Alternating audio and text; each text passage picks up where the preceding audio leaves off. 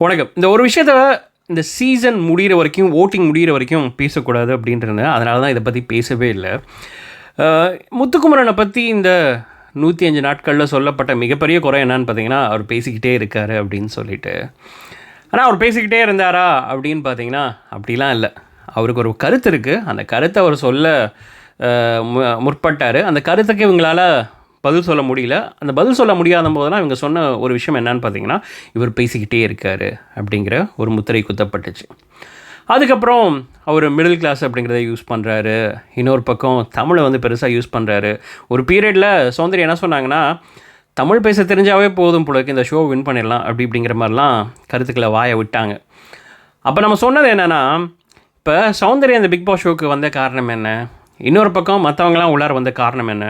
இங்கே தமிழ்நாட்டில் இந்த ஒரு ஷோ நடக்கும்போது யாரும் வந்து ஒரு பக்கம் இவங்க கன்னடிகா, இல்லைனா இவங்க வந்து மலையாளத்தை சார்ந்தவங்க, இல்லைனா இவங்க தெலுங்கு இப்படிங்கிறதெல்லாம் நம்ம பார்க்குறதே கிடையாது. கண்டஸ்டன்ட் உள்ளார கண்டஸ்டண்ட்டாக எப்படி விளாட்றாங்க அப்படிங்கிறது தான் பார்த்துருக்கோம்.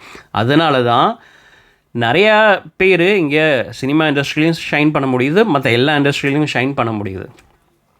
ஆனால் இவர் தமிழ் பேசினார், மக்களுக்கு பிடிக்கிற மாதிரி விதத்தில் தமிழ் பேசினார் அப்படிங்கிறதே உங்களுக்கு இவ்வளோ பெரிய எரிச்சலை கொடுக்குதுன்னா, இன்றைக்கி இந்த ஒரு மேடையில் முத்துக்குமரனோட வெற்றி அப்படிங்கிறது ஒரு மிகப்பெரிய வெற்றியாக தான் நான் பார்க்குறேன். ஏன்னா தமிழ் பேசினாவே வேலையெல்லாம் பெருசாக கிடைக்காது அப்படின்னு ஒரு பக்கம் ப்ரொபகண்டா நடந்துகிட்டு இருக்கும்போது, இன்னொரு பக்கம் ஹிந்தி பேசினா தான் உங்களுக்கு வேலை கிடைக்கும், போய் ஹிந்தி கற்றுக்கங்க, இந்தியா முழுக்க வேலை பார்க்கலாம் அப்படின்னு ப்ரொபகண்டா பண்ணிகிட்டு இருக்கும்போது, நம்ம ஆட்கள் தான் எங்களுக்கு என்ன பிடிக்குதோ நாங்கள் அதை படிக்கிறோங்க அப்படின்னு சொல்லி இங்கிலீஷை படிக்க ஆரம்பித்து உலகம் முழுக்க போய் வேலை பார்த்துட்ருக்காங்க.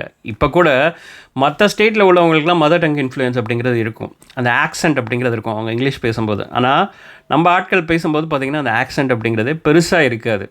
அதனால தான் நிறைய இடத்துல போய் பெருசாக அவங்களால ஷைன் பண்ண முடியுதுன்னு வச்சுக்கோங்களேன். அப்படி இருக்கும்போது தமிழ் பேசியும் இந்த இடத்துல ஜெயிக்கலாம். உண்மையாக உங்களோட 100% உழைப்பை போட்டால் இந்த இடத்துல யார் வேணாலும் ஜெயிக்கலாம் அப்படின்னு ஒரு பக்கம் முத்துக்குமரன் ஒரு மிகப்பெரிய ஹோப்பு கொடுத்துருக்காரு. அதை இன்னொரு பக்கம் மஞ்சுரியும் ஒரு பெரிய ஹோப்பை கொடுத்தாங்கன்னு வச்சுக்கோங்களேன். அவங்களும் ஈக்குவலாக அந்த இடத்துல வந்து போராடி தமிழ் பேசி போராடி நின்னாங்க. அட்லீஸ்ட் மஞ்சுரிக்கு தமிழும் நல்லா பேச வரும், இங்கிலீஷும் நல்லா பேச வரும். ஆனால் இவர் அந்த தமிழையே வந்து நிறைய சமயங்களில் அவர் மேலே வந்த விமர்சனங்களை ரொம்ப நகைச்சுவையாக மாற்றி மக்கள் ரசிக்கிற மாதிரி பண்ணார் தெரியுமா? அதுதான் இன்றைக்கி முத்துக்குமரனோட மிகப்பெரிய வெற்றியாக பார்க்குறேன். இதை வந்து நம்ம சீசன் நடுவில் சொல்லியிருந்தோன்னு வச்சுக்கோங்களேன், தமிழ் அப்படிங்கிறதுக்காகலாம் சப்போர்ட் பண்ணிட்டு வந்துடாதீங்க, போகுது ரொம்ப தப்பு ப்ரோ அப்படின்லாம் பேசுவாங்க. ஸோ இது முழுக்க அவரோட உழைப்பு கிட்டத்த வெற்றியாக இருக்கணும். ஸோ அந்த வெற்றியை தமிழ் அப்படிங்கிற ஒரு விஷயத்தை சொல்லி சுருக்கிடக்கூடாது அப்படின்னு நினச்சேன். அதனால தான் இவ்வளோ நாள் பேசலை. இன்றைக்கி வெற்றியாளராக அவர் நிரூபிக்கப்பட்டுட்டார். ஸோ இந்த டைமில் நம்ம ஒருத்தன் தமிழை பேசி ஜெயிச்சிருக்காண்டா அப்படின்னு சொல்கிறது ரொம்ப பெருமையாக இருக்குது. ஸோ நீங்கள் இதை பற்றி என்ன நினைக்கிறீங்க? அவங்களோட பதில் கமெண்ட்ஸில் சொல்லுங்கள். இதே மாதிரி இன்னொரு சூப்பரான வீடியோவோட உங்களை மீண்டும் சந்திக்கிறேன். நன்றி.